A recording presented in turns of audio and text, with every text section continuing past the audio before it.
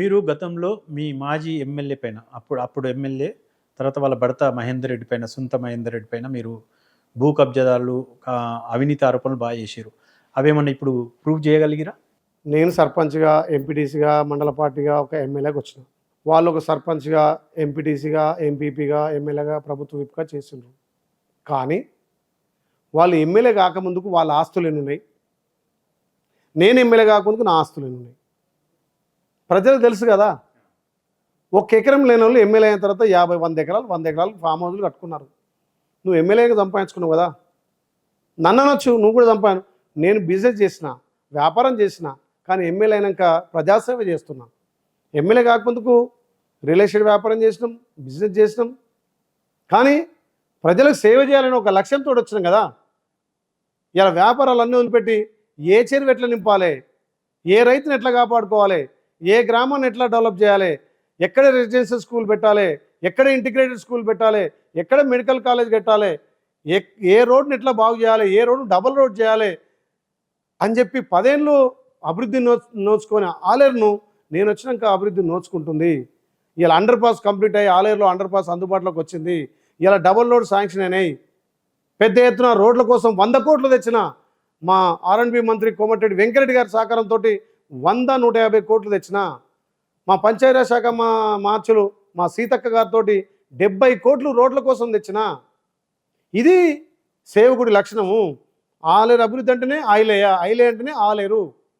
ఇలా నీళ్ళ విషయంలో కావచ్చు, రోడ్ల విషయంలో కావచ్చు, ఇంటిగ్రేటెడ్ స్కూల్ కావచ్చు, గంధమల్ల ప్రాజెక్ట్ కావచ్చు, బునాదిగాన్ కాలువ కావచ్చు, ఈ రకంగా ఎన్నే చెప్పుకుంటూ పోతాం. ఎన్ని నెలల్లో? 10 నెలల్లో. మీరు 10 ఏళ్ళల్లో ఏం చేసారో చెప్పండి. మీరు 10 నెలల్లో ఏం కట్టిరు, 10 ఏళ్ళలో ఏం చేశారు? నేను 10 నెలల్లో ఏం చేసినా నేను చెప్తా. చర్చకు సిద్ధమా? ఏమనంటే బట్టగాల్చి మీద వేయాలి, ఏమనంటే ఉట్టిటి ఆరోపణలు చేయాలి. ఐలే ప్రజలలో వెళ్ళిపోతున్నాడు, ఐలే ప్రజలకు చేరువవుతున్నాడు, ఐలే కాదు నీళ్ళు ఐలే అంటుండని చెప్పి పేరు వస్తుందని చెప్పి లేనిపోరి ఆరోపణలు చేయడమే వాళ్ళ పని తప్ప. కాంగ్రెస్లో ఎవరికి వారు యమునా తీరే అన్నట్టు ఉంటుంది.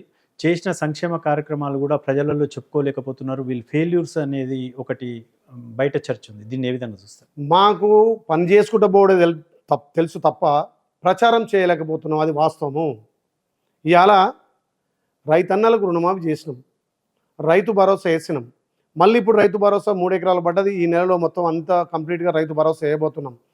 గతంలో రైతు బీమా ఉండే, రైతు బీమాను కూడా మేము ఇంప్లిమెంట్ చేస్తున్నాం. సన్నొడ్లకు 500 బోనస్ ఇస్తున్నాం. మహిళలకు ఉచితంగా ఆర్టీసీ సౌకర్యం ఇస్తున్నాం. ప్రతి ఇంటికి 200 యూనిట్ల ఉచిత విద్యుత్ ఇస్తున్నాం. ప్రతి మహిళకు ప్రతి ఇంటికి 500కు గ్యాస్ ఇస్తున్నాం. మహిళలకి ఇలా కోటీశ్వరం చేయడానికి ఎన్నో పథకాలు పెడుతున్నాం. ఇవన్నీ మా సంక్షేమ పథకాలు కావా? కానీ మేము చెప్పుకోలేకపోతున్నాం.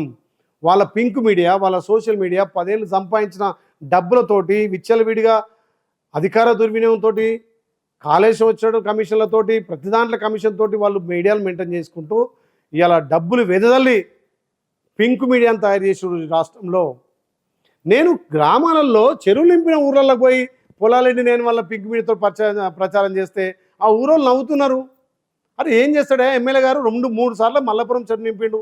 మల్లపురంలో ఎన్ని అంటే ఏ మూల, అన్ని మూలలు నింపుతామా మనం? చెరువు అంటే ఒక తాను ఉంటుంది, నింపుతాం. మాసేపేటలో చెరువు నింపిన ఆ 2 ఊర్లలో టార్గెట్ పెట్టి పొలాలెండి నేను చెప్తారు. తెలివి తక్కువ దద్దనలు కాకపోతే మీ సమయంలో మరి ఈ చెరువు నింపిన ఇప్పుడు ఎందుకు నింపలేదని అడగాల. కానీ మీరు నింపినటువంటి చెరువు నేను నింపితే ఆ గ్రామాలకు పోయే దుర్మార్గంగా వాళ్ళు వ్యవహరిస్తారు తప్ప తెలంగాణ ప్రజలు తెలుసు, ముఖ్యంగా ఆలేరు ప్రజలు తెలుసు. 10 ఏళ్ళు వాళ్ళ అధికార దుర్వినియోగంతో సంపాదించారు కాబట్టి మిమ్మల్ని పక్కన పెట్టిరు. ప్రజాసేవకుడిని, ప్రజానాయకుడిని ప్రజలు ఎన్నుకున్నారు.